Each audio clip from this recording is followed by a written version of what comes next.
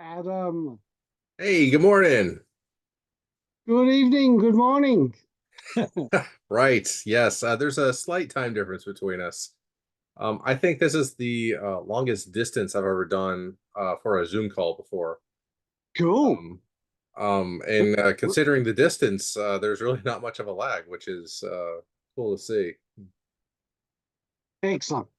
Yeah, because I think we're hopping at least one undersea cable, maybe a satellite or two. I'm not actually sure how the technology works out on that. So, how are you today? I am well, sir. I am well. Thank you very much for inviting me to this session. Yeah, well, thank you very much for accepting. We I greatly enjoyed your the Halloween series that you did a year ago, but they just came out with the trade. So there it feels like it's going to be an evergreen story that every Halloween they're Oh, going to have a version of it that comes out. well, thank you, thank you. And I loved doing that story. Yeah, now was that you were the only writer on that one? Correct. And that was through IDW. How did you hook up with them? Look, it was funny. I have pitched things at IDW for several years, and I pitched something that was a pretty big deal in the idea stage. And it was actually, I pitched it and I got their interest. And my pal, I asked them if I could bring my pal Mark Wade on board as well. Like, he's a nobody like me asking if I can bring my pal Mark Wade on. But they said, yeah, yeah, yeah, of course, because they're not stupid. And so we did developed an idea for them, and it did have to do with the Trek franchise. And it was greenlit at IDW, but it also involved another company. And it got through, I think, maybe one or two of the many corporate hurdles that such a big undertaking required. But unfortunately, it didn't make it through um, one of the hurdles, and it got put into on in the freezer. But I was talking to the same editor and said, "Could I pitch you something else?" And she said, "Yeah, go ahead." So I pitched her three or four ideas, and she came back and said, "We're going to do this Halloween one." She had liked it. She had sent it to Paramount, and they came back and said yes. So I sort of pitched her the three or four ideas, and she came back with not just I like it, but oh no, I like it, and I've already asked Paramount, and they like it, and we're doing it, which was very nice. Yeah, it's great to have all those hoops already jumped through before she came back to you too. Yeah, yeah. So, that was very quickly. That was very quickly turned around. So that was it was very good. But it wasn't that I wasn't an unknown property to them. Um, I'd pitched stuff to them on and off, even back several years ago when Chris Ryle and John Barber were both there. I know John, I know Chris, and I pitched different things at different times. And Yeah, it was interesting. And then I pitched this project, and it went through a few different editors before it happened. And then, as I say, this project that Mark and I were going to do got put on ice. But that editor, a lady named Heather Antos, she very kindly was prepared to look at three or four other pictures of mine, and that's what happened. So that was all gratitude deservedly goes to her. Right. Yeah, she was formerly, I want to say Star Wars. She was the managing editor for Star Wars for when can't remember what company it was, but it might have been IDW. And I they think had she a she I think she might even have done Star Wars at Marvel. right, but they had a similar concept with Vader's Castle, and I'm like just so happy that like it was a like the weekly Halloween story concept managed to bring over to Star Trek, because we've got some scary stuff on our side of the franchise. Both franchises, of course, have their own elements of horror and terror, but uh, Star Trek likes to put like that patina over it of like, oh, we're a happy, friendly universe, but you've got creatures out there using acid to melt miners, and all sorts of just like things creeping around in the dark that aren't necessarily the first thing that people think of with Trek. And we didn't actually even go down like the like super scary side of stuff. This was like more of uh, a standard Trek a horror story of bad things happening on the holodeck, which that's a trope into of itself, right? Indeed, indeed. Yeah. Right. Yeah, and Well, I'll tell you, it's interesting that you mentioned Vader's castle, because I'm pretty sure she worked on it, because during the early development phase, once it had been approved, she raised that with me as an example. mhm. Yeah. So was this the first weekly miniseries that you've had come out? Because I know you've done comic No, work in the past, but I've done lots of comic books, quite a bit, yeah, quite a bit in Australia as well, which haven't all been published internationally. Uh, this was the first mini series I've done in the United States, and it was weekly, but it wasn't written weekly. It was, right. we had probably almost a couple of months a book, Hmm. something Yeah. something like that. The fan interactions, I would imagine, are somewhat different on weekly books than monthly books, because it's constantly in their minds. Like every week you go in for the month of October, there's a book with your name on it.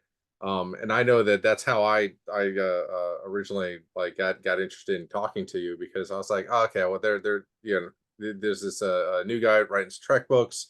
What else has he done? And you've got like a ton of things that are in the genre, like the vampires, the monsters, the just like the creepies, the crawlies, and then you've done a lot of Sherlock Holmes work, which seems like the Holmes work qualifies you to work on Trek, because it seems like every Star Trek author has an interest in doing Holmes work too, because there's a lot of really fun stories that you can do with him.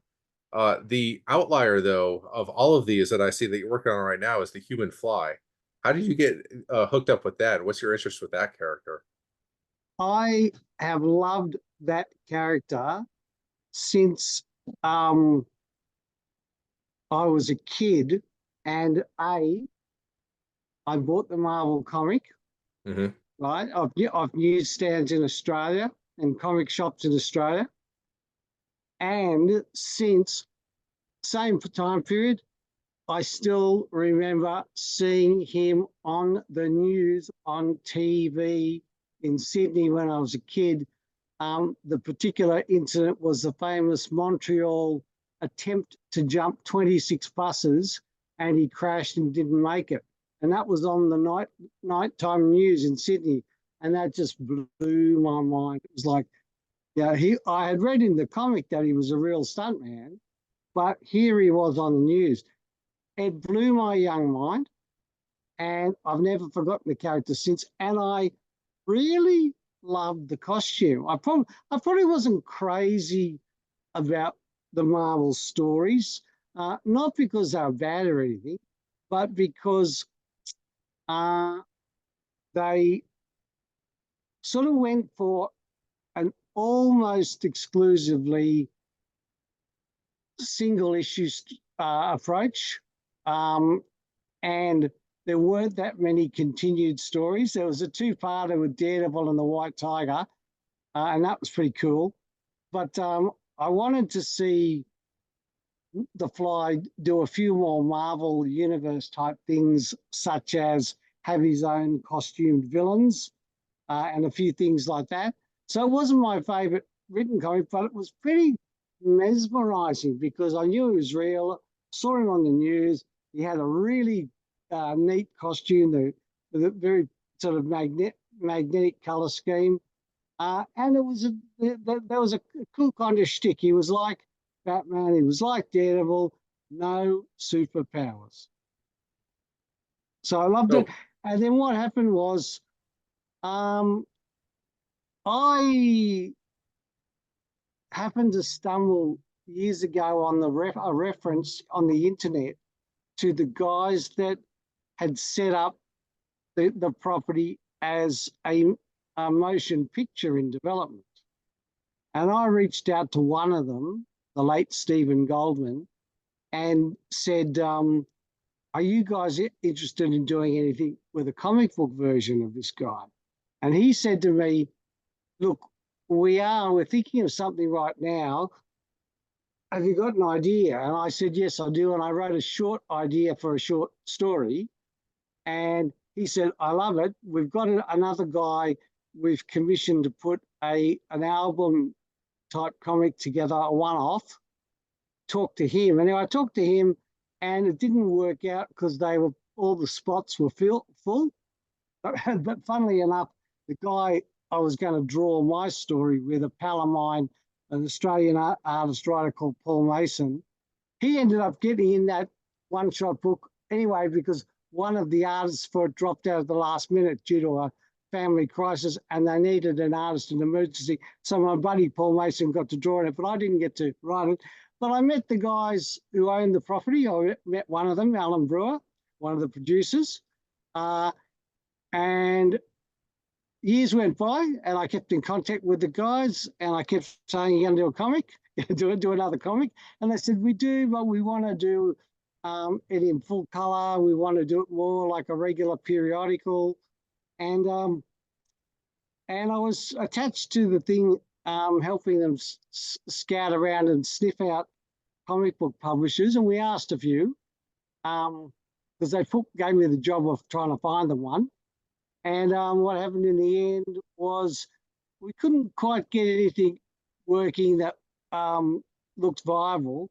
But then a pal of mine, who I was doing a large amount of work for, editing books and commissioning and curating horror anthologies. You asked me about horror before.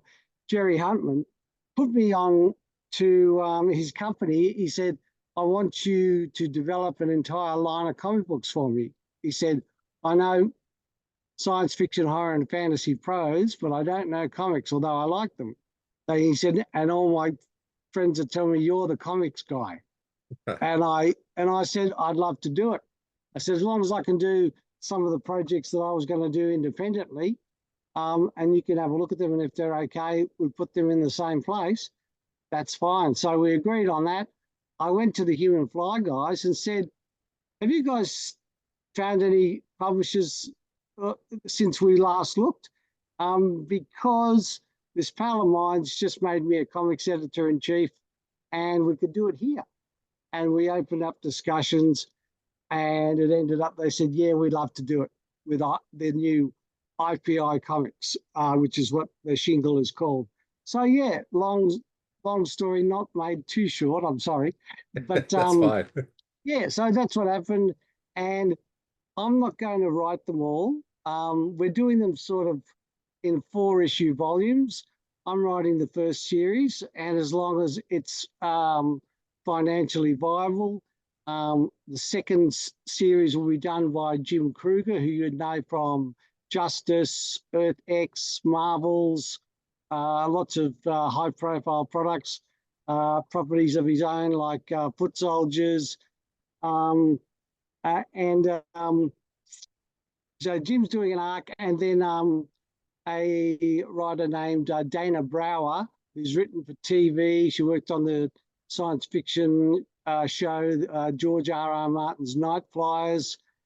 She did some stuff at the short-lived Impact Theory comics. She's going to do the arc after that.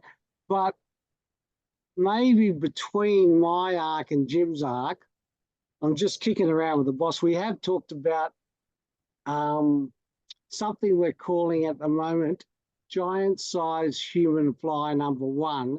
We might do a big thing in homage to Marvel's Giant Size comics of the 70s, and we might have either separate stories or a big jam story by me, Jim, Dana, Tony Babinski, who's one of the Human Fly International key principals, and a screenwriter and a writer in his own right.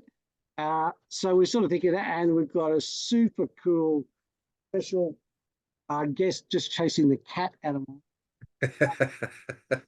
We've got a super cool guest writer that I want to bring into that, who's an internationally famous actor to comic book fans, and he's expressed an interest in maybe doing something for us, and he would have a beautiful thematic connection to a Human Fly comic. So we'll sort of see. So yeah, there may be a special edition, maybe June or July next year. We'll sort of see. Okay. What other kind of books is IPI publishing? You'll find us at ipicomics.com. We've just been going for less than a year. We started our first books in January this year. We did a 4-part series called Superhumanity, and volume 1 was the Super Australians. It was basically an insane jam comic with 12 superheroes by 12 different artist and writer teams, leading up to a big classic Silver Age reminiscent chapter 4, which was all the heroes and all the villains pile on at the end, almost in a Justice League of America sort of Len Wein, Dick Dillon kind of tribute, but with a sort of modern sensibilities. But B, they also had, it was set in Australia, and it was just my love letter to, the superhero team ups. But I know, and I've worked with so many artists and writers here. It was an opportunity to say, hey, get together, writer and artist, create. If you haven't got your own superhero, create your own one at your own, and just make it your thing, your own thing. And we picked. Australia is a very geographically diverse country, just like yours is. And so we thought, okay, we had some set in the desert, some in the ocean, some in the city, and just sort of showcased, that variety. And we had all, what is an Australian? Well, once upon a time, people think they were blonde-haired, blue-eyed, sort of muscly blokes, but really the popular concept of what is a typical Australian has changed, just like any developed Western country. That thing has changed. And so the heroes represent sort of every age, ethnicity, etc. And we had fun sort of doing that as well. So that was one series. Another series was called Bristlemouth, a Cove Horror. And that was just a bizarre spam in a cabin kind of horror in the rural environment story. And that was just a discovery. There's a guy here called Hayden Fryer, a writer-artist, and I've known him for a while, and I love his work. And I happened to be saying, what do you got working on at the moment? And he showed me this thing, and it was like 4 freaking issues of this gorgeous, creepy, fresh story. And I said, so what are you going to do with this? And he said, oh, I'll print copies myself and take them to cons and stuff. And I said, Joe, it deserves a wider audience. How much wider we could take it, I don't know, but it deserves comic book shops, and even more importantly, it deserves trade paperbacks in the USA and the UK. And we also, our company does regular bookstore distribution as well as comic store distribution. We've done regular books for years and years and years. And I thought this deserves to get into all of those because it was just such a wonderful work. So that were the first 2. We've got the Human Fly. We've got a series that I did that was in Australian newsagents called Sherlock Holmes Dark Detective. Finally, there were 4 issues Caliber published in a trade years ago, but there's a whole big story, and the singles were never published. So we're doing that with Human Fly, and we've got some other sort of stuff, and it's usually horror, science fiction, and fantasy. we've got a brilliant modern take on Frankenstein called The Frankenstein Monstrance by a great comics writer, Jason Franks, and a guy who's a storyboard and concept artist for movies, Tam Nation, mostly done Australia, New Zealand, South Pacific stuff, but he worked on the late Heath Ledger's Ned Kelly movie. So he's done some pretty significant stuff, and I just put those two guys together and they just, dreamed this thing up, and it's genius. It's modern stuff. Nancy Holder and Alan Phillips are writing duo from the States. They wrote, Alan wrote a short story in a collection that I conceived and edited a few years back. And the short story was called War with the Mafia. But it was in a collection called Dracula Unfamed, about what if Dracula was an evil centuries-lived menace, but not because he was a vampire. And Alan wrote this story that blew my mind. And I went to Jerry Huntman, the owner of the company, and I said, "You're looking for comic books? This story is like the first act of a 4-issue comic book graphic novel. It's fantastic." And I love vampires, and I've read 1 million vampire stories and comics and seen them in movies. And this, it just had its own voice, and it just, did some cool things. It's a vampire crime crossover, as the War with the Mafia title might suggest.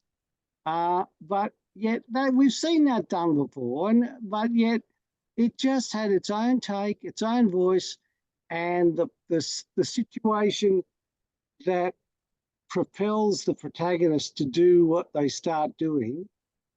I just loved it.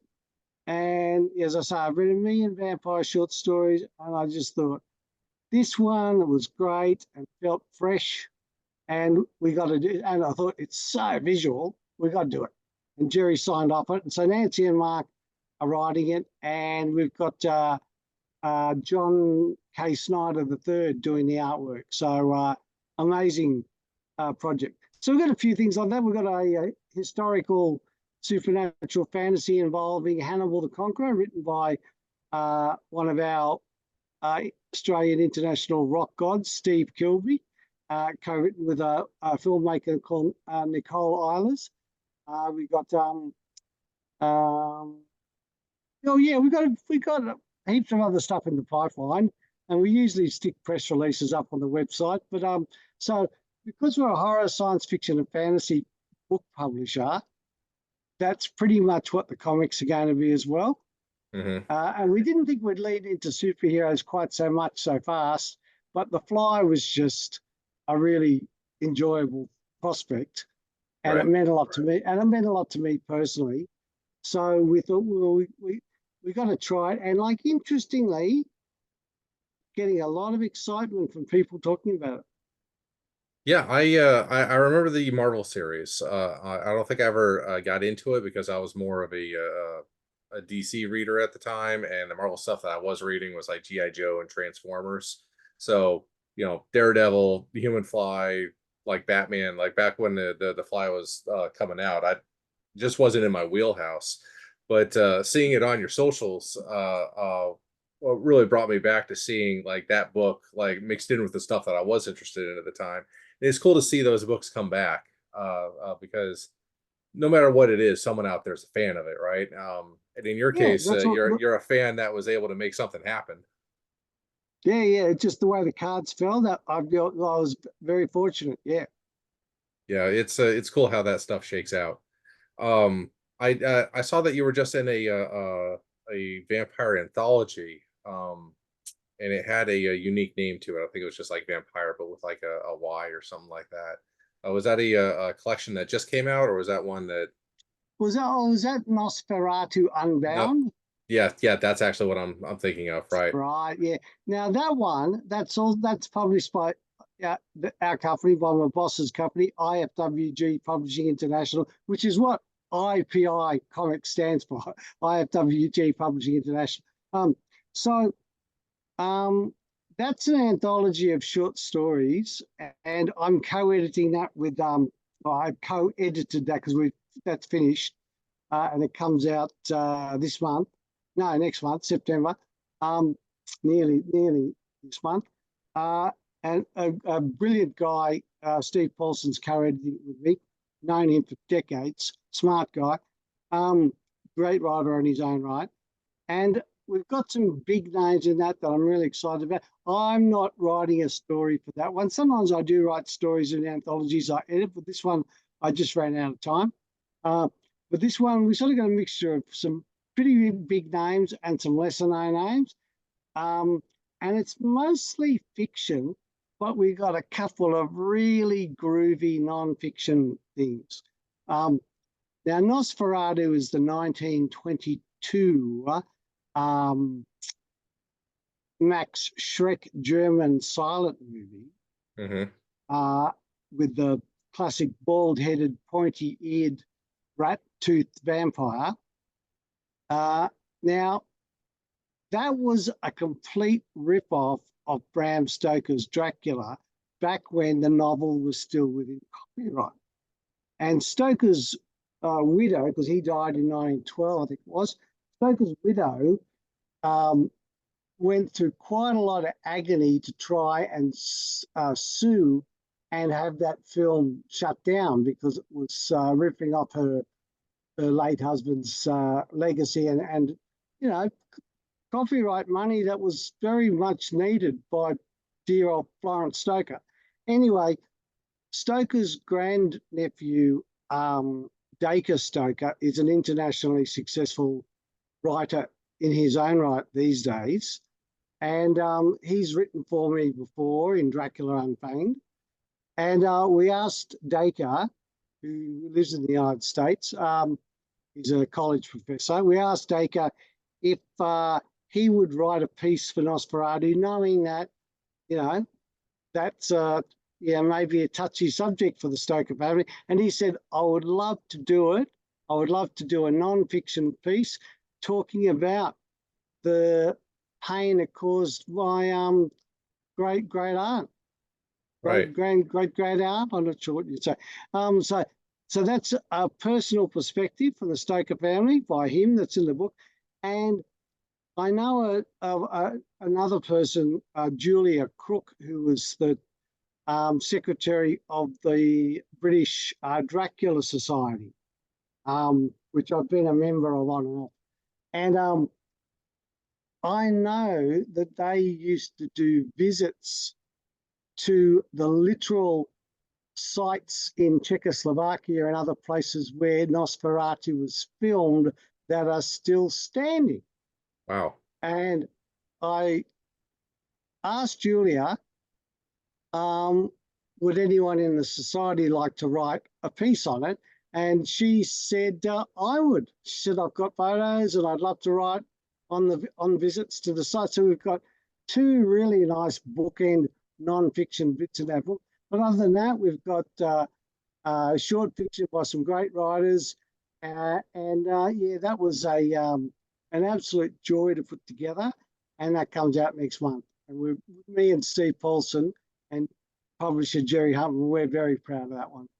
Yeah, that's pretty cool that you're able to add nonfiction to that story, which obviously it raises the eyebrow when you say, yes, we've actually got nonfiction stories about Nosferatu in this collection of fiction stories. So you're like, oh, geez, what are they going to reveal to us?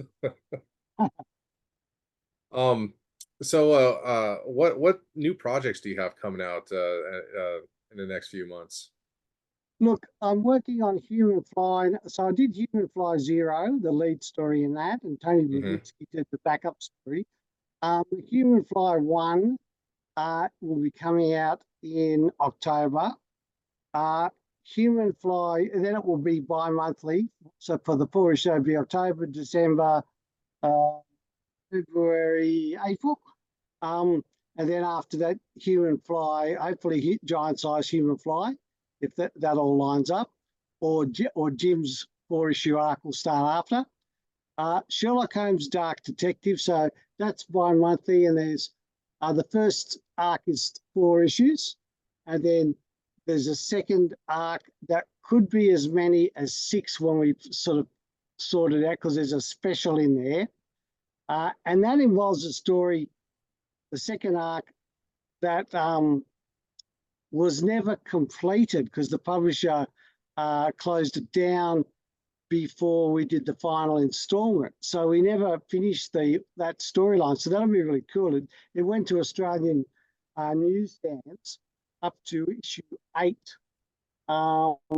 And issue 9 was never released, which would have been the end of it. So that'll be kind of cool that we get to do that. That's with me, a guy called Phil Cornell. I'm doing most of the art with support of another guy from time to time, Jan Scherpenhausen, who's the artist on Human Fly, and he was the artist on Super Australians. And my other collaborator on that is a Hollywood legend, Oscar winner Dave Elsey, who won the 2010 Academy Award for Best Makeup with his buddy Rick Baker for the Benicio del Toro Wolfman. Dave, originally from the UK, lived in Australia for a while, and that's where we met and ended up collaborating on it, because he is, like me, an absolute Sherlock Holmes, what we in Australia call a tragic. We say he's a cricket tragic. That means he's obsessed with the game of cricket. And if he's a Sherlock Holmes tragic, like myself and Dave are obsessed with all iterations and all versions. So that's how we became friends. And it ended up a screenplay that, before the Downey Jr. thing that we were fiddling around with and didn't complete, we turned it into that series, Sherlock Holmes Dark Detective. So that's what that's about. And I guess the first issue of that comes out next month. And I guess the tag for that one would be, it's Sherlock Holmes meets Hammer Horror. You know, there was a Peter Cushing 1959 Sherlock Holmes movie for Hammer Horror, and it was, you know, famous as being in beautiful bloody Technicolor, unlike the 40s black and white Basil Rathbone movies. This was the Technicolor Holmes in 1959 with, you know, lavish splashes of blood and slavering hounds and deadly sacrificial knives stabbing people and all the rest of it, and tarantula spiders trying to kill Christopher Lee and all kinds of fun things. But so we just sort of, I wanted to do my own version of Holmes that had exactly that kind of mood. And Dave had an idea for a central piece for a long Holmes Moriarty continuity. And it's brilliant. I can't tell you what it is, otherwise I have to kill you.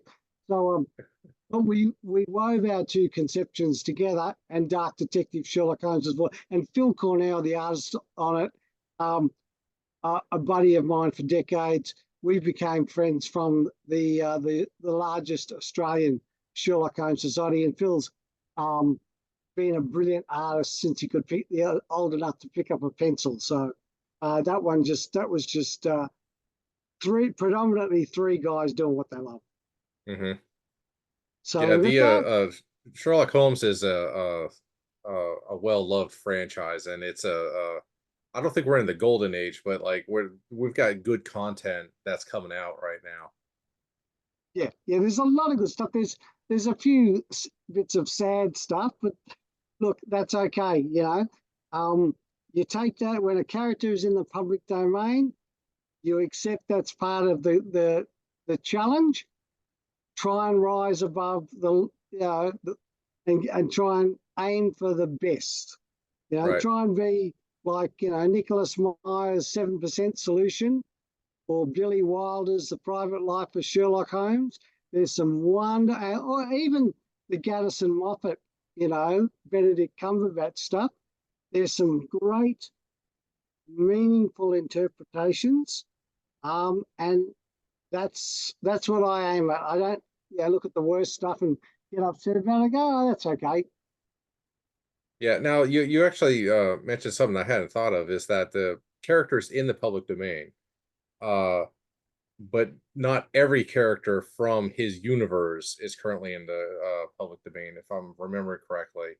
Like, because I know there's a question of like if you can publish it in the U.S. versus publishing it in like Britain or Australia. Probably, you guys are probably under the same kind of copyright schemes.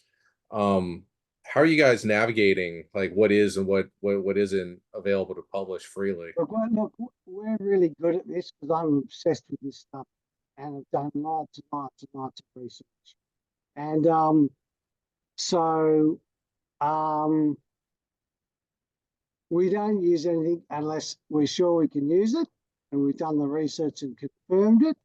And interestingly, when I first did Dark Detective Sherlock Holmes for Australian news agents, that was in 2009 and 10. And the publisher then, Black House Comics, down here, some of the stories were still protected. Hmm. And so he made a contract with the Doyle estate in the United States. He got in touch with them and he made a deal with them so that we could use Holmes without any issues. And that was all signed off. But in the last couple of years, the final stories have gone into the public domain. So there's no issue with using Holmes. Okay. So that's how we're getting Netflix series about his long lost unknown sister, and family members are coming out of the rafters now. That's right. So look, yeah, he's completely hands free now. Anyone can do it. All of the stories are in the public domain, so there's no problem. Okay. Yeah, so your Sherlock content, do you try to keep that less like Lovecraft kind of content, or are you mixing in like the true like kind of cosmic horror, or like the larger horror stories with him? Look, I'll divulge my secret, Adam, and that is that I'll have a different strategy for using Holmes in particular. I'll use a different strategy uh, depending on where I'm placing that material. So for Sherlock Holmes Dark Detective, we, first of all, it's plotted laboriously by me so that it doesn't contradict a single word of Conan Doyle. Okay. All 60 stories, those every single incident in it could slot into a space in the continuity. And yet it's shining a completely different light on the Holmes, Watson, and even Mrs. Watson, and even Mycroft Holmes, and particularly Moriarty. It's shining a completely different light on those relationships, but it will not contradict any event or any word in those stories. It might actually make some of them make a bit more sense Hmm. in a contextual thing. So that's part of my motivation and part of my fun. And while there's horrors aplenty in that series, like in the second arc, for example, the one that was never completed, that's called Sherlock Holmes and the Knights of Frankenstein. And it features a character called the Marquis of Frankenstein, who's 8 foot tall, covered in stitchwork, and wears very frilly, lacy shirts and monocle and top hat and all the rest of it. And likes to quote Shelley when he's monologuing. And there is going to be an origin for that character, and it will still all be reasonable in Conan Doyle terms. However, if I do something else, like maybe a short story for a particular collection, I did a story years ago that got nominated for an award in some small press award in the States. It was a story for, I think it was, I'm going to get it wrong. I think it was one of Charles Preflick's gas Sherlock Holmes Gaslight series that tries to do horror and homes, and it was called His Last Arrow, and that's got some overt strange phenomena in it, absolutely overt, and we don't try and shy away from it or make it ambiguous. There is otherworldly stuff going on in there. So, but that was a one-off story on its own for that collection. So I don't mind doing whatever. I've got another thing that I'm tinkering with, a 4-issue comic book miniseries that's yet another sort of angle on homes. And it's just, and that would be putting him into some very different places as well. But that'll be in its own universe. So here's the thing. Like Batman, I think this is one of those characters that people know so well, and the fundaments are so strong that you can continually update the character and use the character in interesting ways without wrecking the character if you show that you care about the concept. So he's quite elastic like that. And I don't care, just like I don't care if there's, a new Bruce Timm, James Tucker, Batman Cape Crusader series, which I saw all 10 episodes of the other week, and I loved it. Every minute of it I loved. I don't care about these morons getting upset that the Penguin's female. It's its own thing. Let them do what they want to do. There's room for, because it's meant to be a 1920s, 1930s Batman. Yeah, and let them do it. Yeah, and there can be Batman Beyond. There can be Adam West campy Batman. Why not? He's not real. Right. He's not real. It really is cool to go through because that show was on Amazon Prime if I remember correctly. And I watched all 10 of the episodes, and I also loved the entire thing. But it was cool to watch like all the other series that they have on Prime as well, where you got like Brave and the Bold, the Batman or Batman Strikes, and it's just different wrinkles and like through a different mirror of like what's that character look like, who is he, and what's his actual like the story that's going on in that series. And it is cool to see the different takes, and I always appreciate like when someone has a unique twist to it, even if it's like, what if Batman got old, what if he got super old and couldn't be Batman anymore. Frank Miller's Batman stories, or the Batman Beyond stuff where he just couldn't be Batman anymore. Yeah. So for you're to bring it back to the Star Trek stuff, uh, IDW just released the trade paperback probably about a month ago now, and they also released an exclusive hardcover version of the book on the IDW store. Have you seen that version of the book yet? Do you have a copy of it?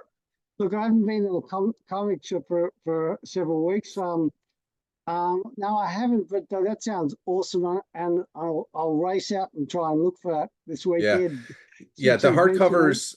I think you can only order it from the IDW web store. I'll check it out. That sounds great, man. Yeah, and I'm constantly trying to convince the IDW people that they need like some sort of like a book club or a subscription or something just from their website, because they do a bunch of convention exclusive stuff that if they don't give it all away at the convention, it eventually shows up on their store. And I'm like, guys, just mail it to me. I don't need to like give you permission every time to send me a Trek book.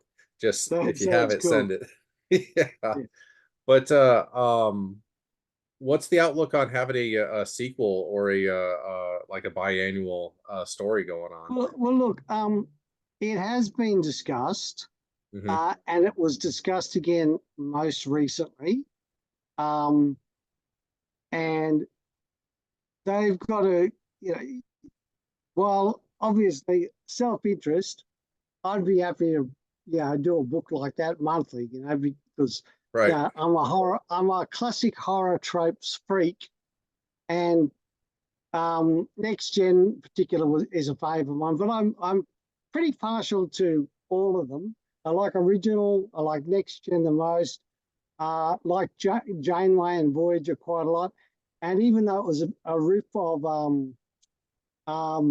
Straczynski's Babylon 5, even though it was a riff of that, I did like a lot of Deep Space Nine. So I'm a fan, definite fan, seen most of the episodes multiple times.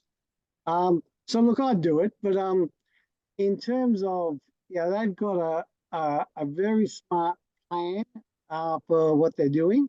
They're doing some amazing stuff, which is why they get nominated for Eisners and stuff.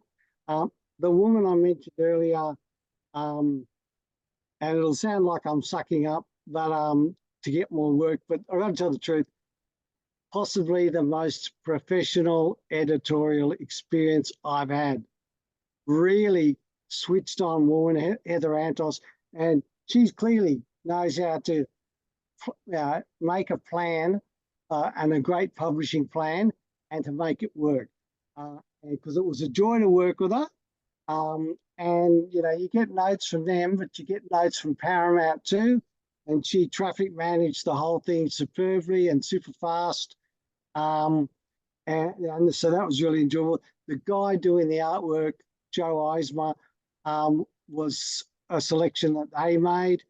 And he turned out to be marvelous and just a joy to work with as well. And he wants to work with me on something like that again. So we have let them know that we're interested. And there are some ideas out there, let's say. And look, let's see what happens. It might happen, it might not happen, but it's all good because it was a thoroughly enjoyable experience, a thoroughly professional experience.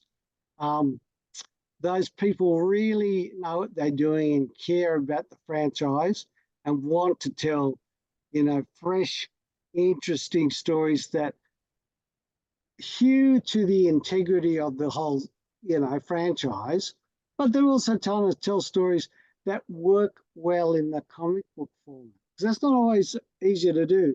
Not Right. everything that works in a comic works in a motion picture or television or streaming, and vice versa.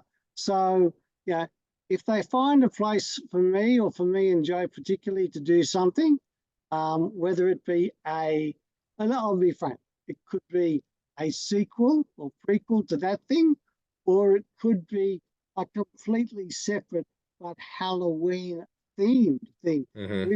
We've indicated a few things around that. And if the stars align and there's a space for a book like that, and there's a demand or interest for a book like that, I guess we'll do it. But, there's a lot of different levers that have got to be pushed and a lot of different, moving around of schedules and budgets and things. Any publishing company, I know that all too well myself because I'm doing that stuff now. Mm-hmm. So look, definitely up for it. Joe definitely wants to work with me again. They know that. And there's a conversation there, but it can't just be what I want or what I and Joe want. It needs to fit in with where they're going. But look, a great willingness for us to raise the subject and to float some material with it. So that, I can't complain. What more can you ask for after doing a book that you really enjoyed doing? And I was happy to hold the result in my hand. And then, a conversation about whether we should repeat something like that is open. So this is good, right? Yeah. This is all that a freelance writer can ask for. Right. And here we are a year later, still talking about that series. Yeah. So like I said at the top, like this is going to be an evergreen story because it's not something that. Thank you so much. Yeah, absolutely. I have actually run out of time. My days Okay. need to start, so I'm off to my day job today. So it was an absolute pleasure speaking to you. Thank you very much for cutting out some time for me. I do appreciate it. Oh, mate, look, anytime. Anytime. All right. Well, hopefully soon we'll get back together about your next Trek series. Fingers All right, sir. crossed. Yes, Yeah. All absolutely. right. Have a good All the evening. best. Live long and prosper. You as well.